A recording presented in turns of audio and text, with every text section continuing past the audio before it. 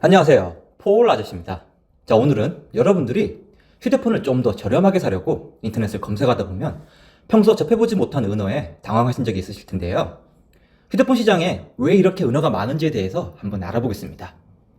자, 대표적인 휴대폰 사이트인 뽐뿌나 빠삭 같은 곳에서 검색을 해보면 꽃다발, 현아, 무겁게, 가볍게 이런 단어나 혹은 시옷, 키역, 키역, 티귿, 비읍, 이응 이런 초성 등을 본 적이 있을 겁니다. 우선 이런 대표적인 은어 몇 가지만 알아보고 시작하겠습니다.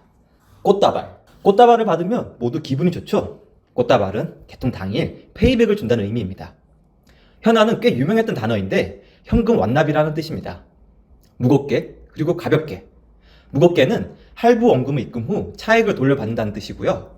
가볍게는 차액을 뺀 실구매가로 입금을 한다는 의미입니다. 보통 방문 구매, 즉 내방에서 개통하는 경우는 가볍게로 진행이 되곤 합니다.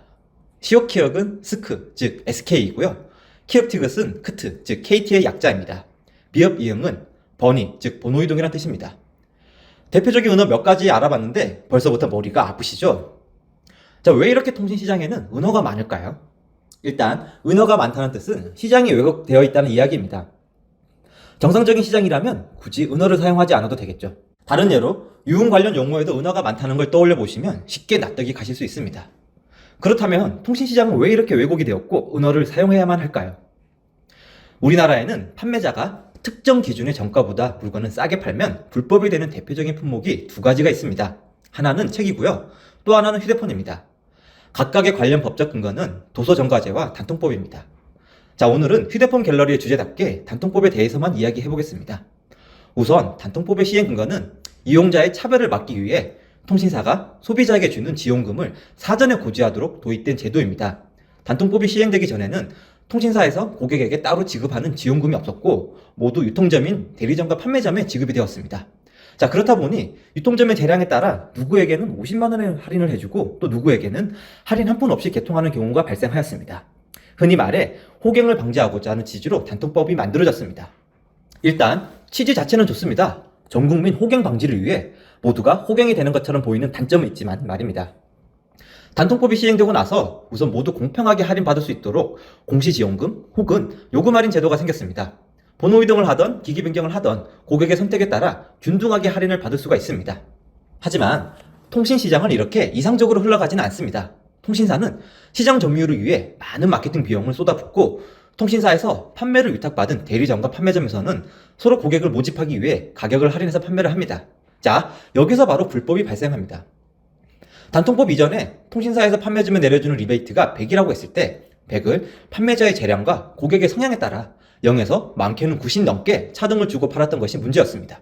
그래서 단통법이 생긴 이후로 통신사에서 판매점에 100을 내려주는 대신 40 정도를 공시지원금이나 요금 할인으로 균등하게 주고 나머지 60을 판매점에 내려주는 구조로 변했습니다.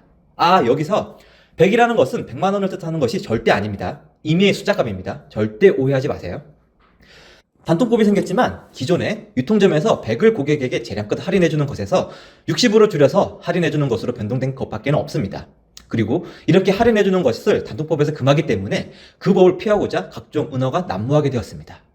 자, 그렇다면 고객에게 좀 더 할인을 해주면 어떤 문제가 발생을 할까요? 우선 고객이 신고만 하지 않으면 아무런 문제는 없습니다. 판매점은 고객에게 저렴하게 파는 대신 싸다는 것을 광고로 해서 방위담회로 많이 팔 수 있어서 좋습니다. 고객은 좀 더 저렴하게 구매를 했기 때문에 좋은 것이죠. 하지만 고객이 이것을 신고를 한다면 문제가 생깁니다. 고객이 싸게 샀다고 신고를 할 수 있는 제도가 있는데요. 바로 폼파라치입니다. 정식 용어는 이동통신시장 불공정행위 신고 포상제입니다.